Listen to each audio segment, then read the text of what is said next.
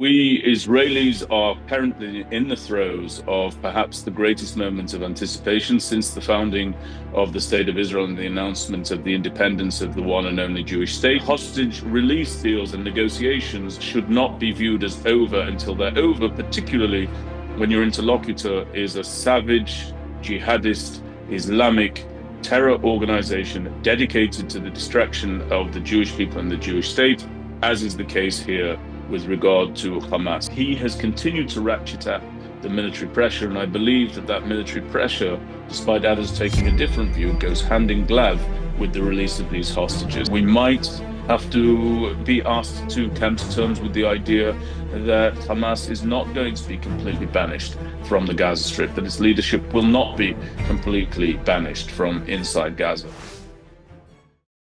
Hello, everybody. Thanks very much for tuning in. I wanted to give a quick reaction report from here on the road. I'm traveling in the United States, but of course, this news is so momentous that it does require and warrant a strong degree of acknowledgement. So, we Israelis are currently in the throes of perhaps the greatest moment of anticipation since the founding of the State of Israel and the announcement of the independence of the one and only Jewish state. Namely, we seem to be on the cusp of receiving the hostages who were taken from us, stolen from us on October the 7th, 2023.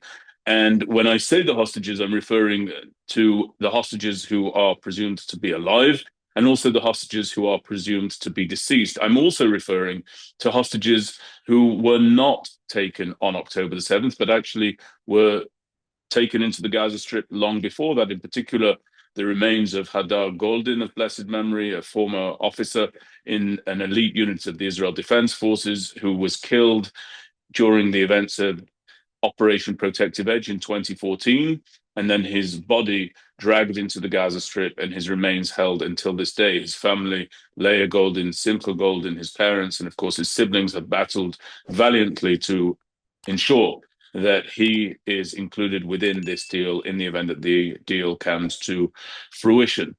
Now, there are lots of people who are celebrating at this time. I well understand that. I join them in their excitement at the prospect of bringing home our captives. Of course, that's something that every Israeli wants to see. And I would say every decent man and woman throughout the world ought to want to see. But soccer games are not over until they're over. Basketball games are not over until they're over. Boxing matches are not over until they're over. And hostage release deals and negotiations should not be viewed as over until they're over, particularly when your interlocutor is a savage, jihadist, Islamic terror organization dedicated to the destruction of the Jewish people and the Jewish state, as is the case here with regard to Hamas. So there's a lot of excitement.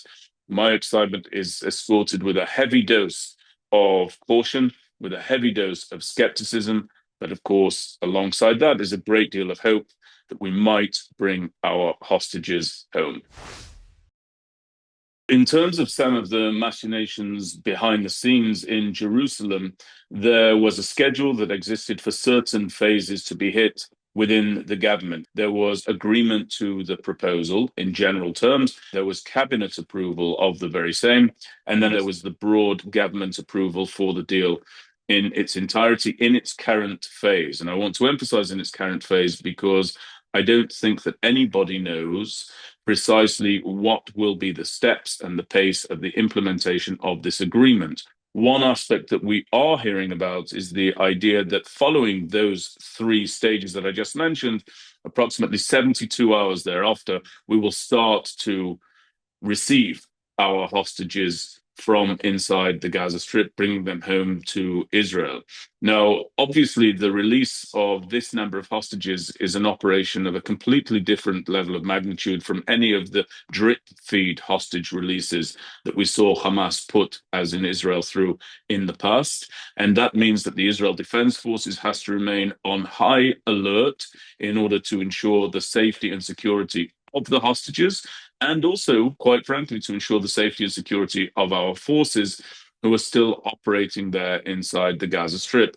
And I actually want to quote for you the statement that was made by the chief of the general staff of the IDF, that's the highest commander of the Israel Defense Forces, Lieutenant General Eyal Zamir, who actually expressed to the troops the following quote. He said, "Thanks to the significant military pressure and a powerful and high-quality ground operation, you, the troops, created the conditions for the return of the hostages to come home. Our military activity produced a political achievement. That achievement is first and foremost yours." He's referring again to the members of the IDF. And he goes on to say, quote, "Today I remember and see before me our fallen, the bereaved families, and the individuals harmed physically or emotionally.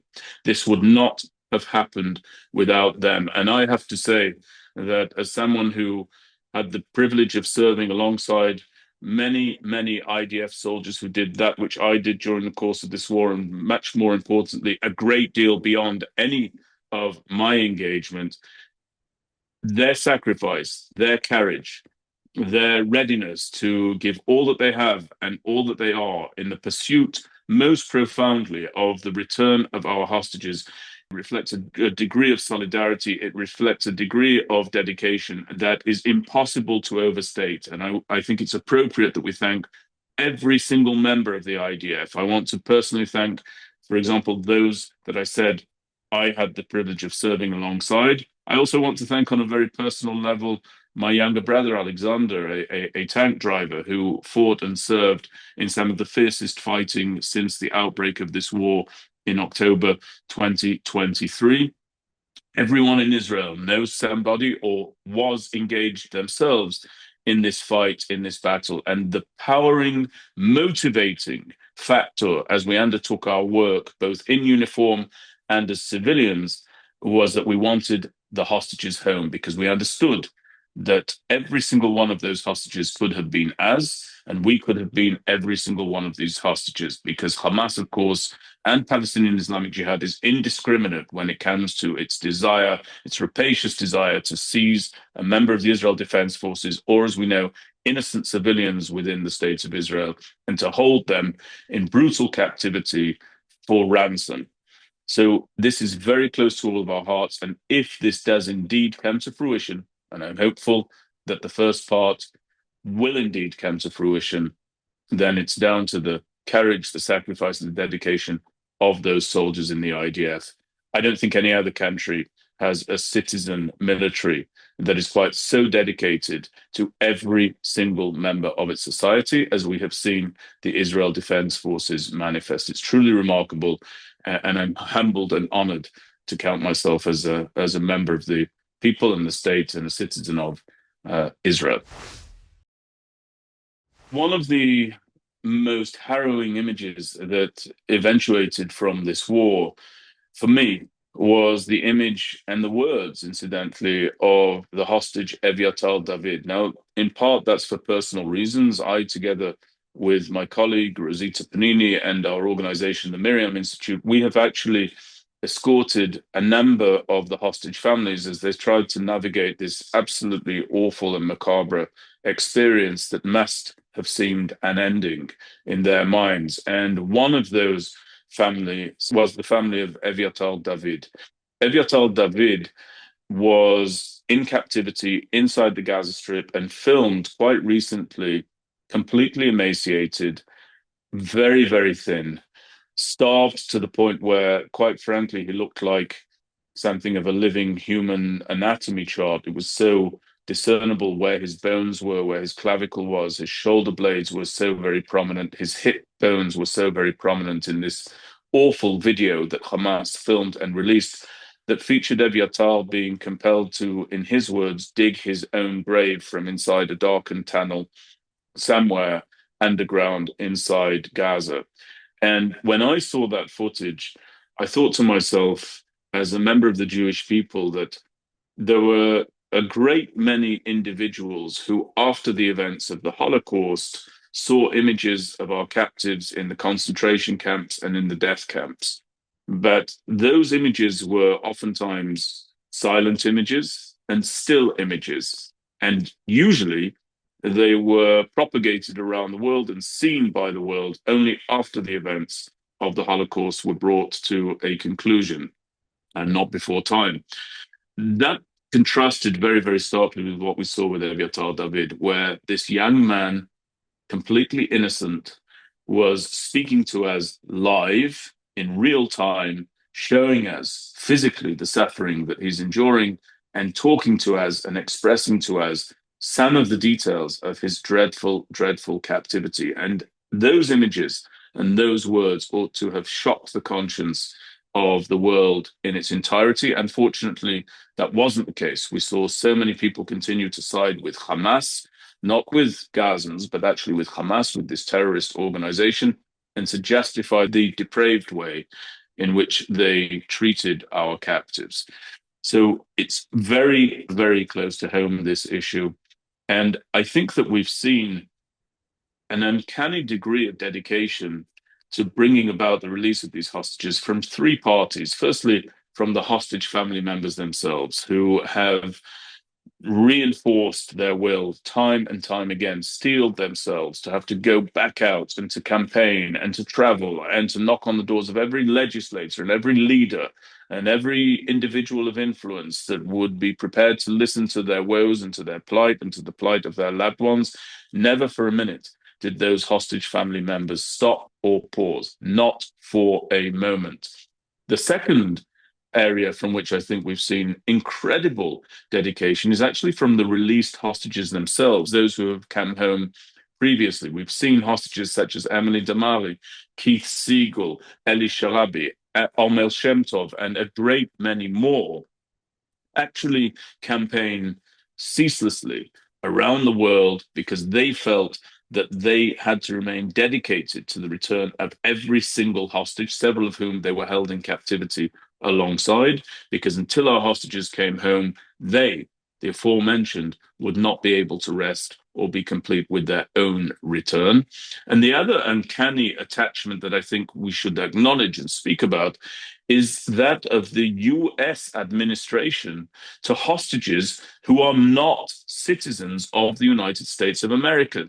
People might recall there was a lot of controversy and concern when Edan Alexander, the American-Israeli lone soldier who had been taken captive on October the 7th, was ultimately released. Everybody celebrated that. Of course, everybody was delighted to see Edan come home.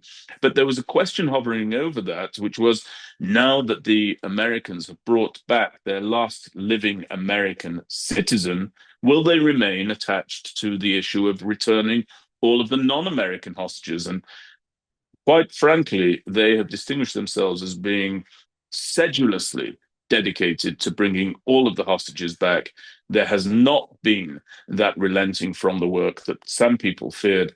And I think that the administration of President Donald Trump deserves all of our gratitude and all of our thanks today, together with his team around him, Steve Witkoff, of course, and Jared Kushner, and everybody else involved. And one final point, it's very important to express thanks to the Prime Minister of the State of Israel, Benjamin Netanyahu. Now, he is going to have to reckon with the fact that this disaster did occur on his watch, and there will be convulsions within Israeli society about that very fact and that inescapable reality. But after the disaster, which we'll talk about perhaps in another video, after that disaster took place, he resisted incredible international pressure to bring this battle inside Gaza to an end. He resisted sanctions by the international community. He resisted the International Criminal Court pursuing him. He resisted calls from among Israelis to stop the war prematurely, in my opinion.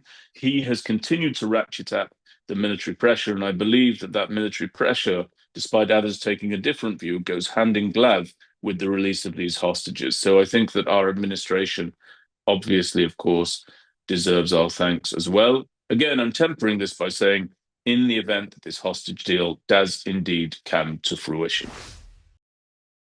I think that there are certain areas of very strong concern to me, regardless of what occurs beyond the return and release of our hostages. I want to emphasize again, I take a backseat to nobody when it comes to the joy and the jubilation at the thought of bringing our hostages home. As I've said earlier, nothing is done until it's done.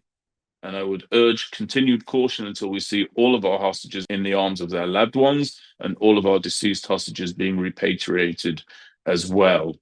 But the first concern that I want to draw to people's attention is once the hostages come home, that is not the completion and the realization of the two-pronged war aims that were clearly established by the government of the State of Israel. The return of the hostages was one prong, but also the destruction of Hamas as a terror organization and its inability permanently, in perpetuity, to pose a threat to the State of Israel was the second prong. I firmly believe that as long as you have Hamas inside the Gaza Strip, and as long as you have them in some degree of control of their weapons, and as long as you have them in some degree of control in governance, they will constitute a perennial threat to the people and the state of Israel. And my concern is that you might see this deal, which consists of 20 different bullet points, actually being split in half, that Israel will receive all of its hostages, hence the achievement of the first prong of our war aims. But we might then be asked to accept and to come to terms with and to digest the reality that Hamas is not fully disarmed, for example. We might have to be asked to come to terms with the idea that Hamas is not going to be completely banished from the Gaza Strip, that its leadership will not be completely banished from inside Gaza. All of these things are yet to be decided. I don't know what the outcome will be, but I am, of course, deeply concerned about that because as long as Hamas are left inside Gaza, not to make mention, incidentally, of Palestinian Islamic Jihad, as long as they are there, as long as they constitute a threat, which they surely will, we will in effect be bequeathing the next war against this same enemy and to future generations of the state of Israel. And I would like to see that eventuality being avoided. And so I would like to see a determined, focused push by the Israeli government to ensure the implementation of the aspects of this ceasefire deal to include the complete deconstruction of Hamas inside the Gaza Strip. Will it happen? It's anybody's guess. The other thing that I'm very concerned about is what may have been offered to some of these mediators from the region that perhaps could come back to bite Israel in future conflicts and future wars. For example, we don't know what the Turkish people have been offered by the administration of Donald Trump. We've seen Erdogan very engaged in this hostage release negotiation. He won't have been doing that out of the kindness of his heart. He's a very determined, unmasked hater of the government of Israel. He refers to Prime Minister Netanyahu actually as being worse than Adolf Hitler. For him to bring his heft to bear as the head of a country that, unlike the other mediators, is a NATO country, he will be doing so based on his interests and the interests of his nation. And so we need to look at what sorts of military material, capabilities he might be being given by the Trump administration. We also need to look at the reputation of Qatar. Too many people, in my opinion, are thanking the Qataris for their described central role within this ongoing negotiation. I give no credit whatsoever to the Qataris for what they have done. The Qataris have propped up Hamas over the years. They are a state sponsor of terror. That terror was visited upon us in the most difficult, tragic, wicked of circumstances on October 7th, 2023.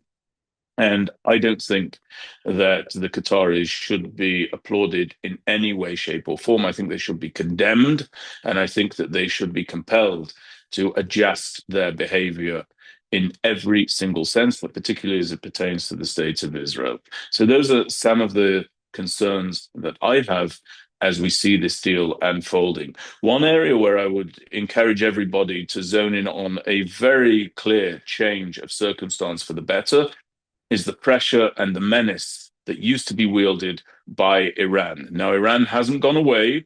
The regime has not been completely dismantled, of course, but for so many years, Israel has had to conjure with the prospect of an Iranian proxy inside the Gaza Strip, namely Hamas, Palestinian Islamic Jihad, with the proxy of Hezbollah inside southern Lebanon, with some 140, 150,000 projectiles that Israel was deeply concerned could be trained on us in the event that, for example, we were to strike Iran's nuclear weapons program. We've seen, of course, the ongoing danger of the Houthis in Yemen. All of this was wielded by the Iranian regime. And that Iranian regime has been further enfeebled by the great operations of the Israel Defense Forces inside Gaza, by the valor of the IDF inside southern Lebanon, and by the work that we have done since October 7th to sequentially destroy, downgrade, bring to its lowest level of potency the Iranian noose of death that it sought to affix around the neck of the state of Israel. So that's something very, very positive that's come about. And I believe that the weakening of Iran has granted the United States administration and Israel the opportunity to apply all of the pressure required in order to bring about this hostage release deal and this ceasefire agreement.